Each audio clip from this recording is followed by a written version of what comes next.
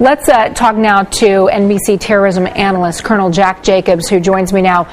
Let me read to you what the journalist who's working for us has said. The Indian security services claim that foreign forces are behind this attack, that the terrorists who have been caught are all Pakistani, and we heard from an NDTV reporter that when they're intercepting these communications from these gunmen, that they're speaking Punjabi.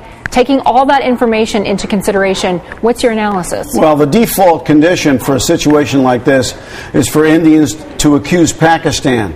And from time to time, there is some evidence to indicate that the Pakistani government, through the ISI, the intelligence service, has instigated attacks like this, not just here, but also in Afghanistan against us.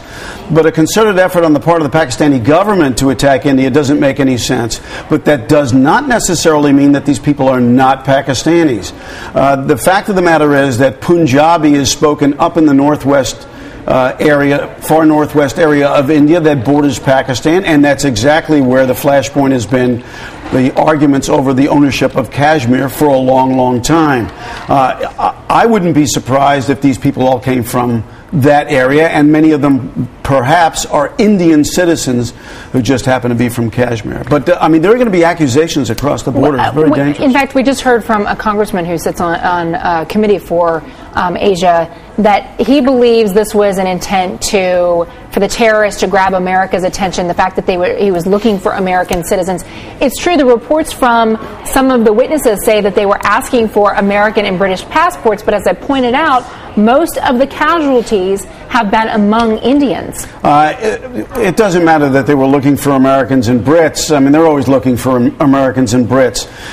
The fact is that if you get Americans and Brits involved in some fashion, if they are part of the hostage problem, then automatically you're going to get lots more press for whatever you want to talk about. Take a look at the New York Times headline today, and it says terror attacks kill dozens in India.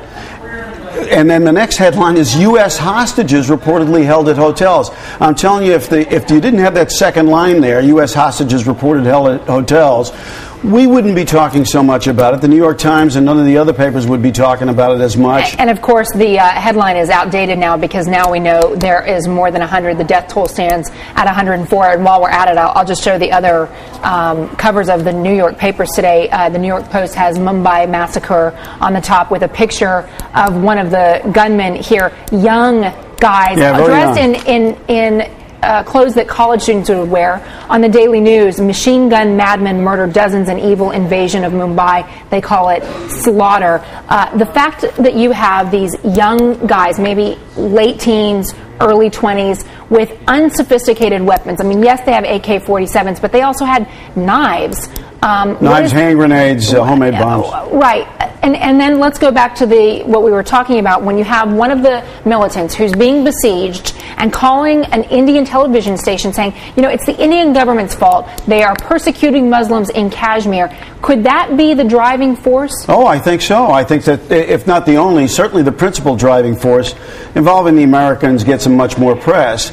But there's mounting evidence that the motivating factor for this is the conflict between India and Pakistan over the northwest area and Kashmir, which has been going on for 50 years or more, actually. I want to show the map of this area because, again, we're talking about the intercepts, the intelligence that's slowly coming in. And again, I want to stress, these are early reports. We've not heard an official news conference where they're announcing that the suspects are all. But the news that we're getting from these intelligence services is that they're speaking Punjabi.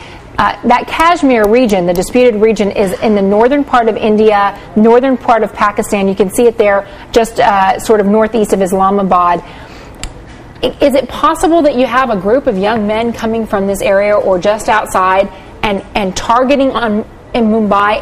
And if that's the case, what could be the consequences for these, what is a tenuous relationship between Pakistan and India? Well, it's a very important question. These people, don't forget, there's a lot of lawlessness up there, and whether they're on the Indian side or the Pakistani side is really irrelevant.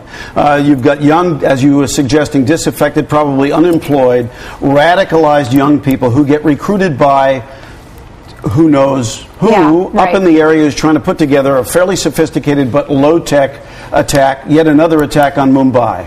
And so the result is what you see. It doesn't matter who the people are involved. Could we see this? I mean, Pakistan has already denounced it. The Prime Minister has come out and said... Not strong enough in my view. Okay. I think he's really got to have a big-time press conference and denounce it in the strongest possible terms. And if is the key word in this question.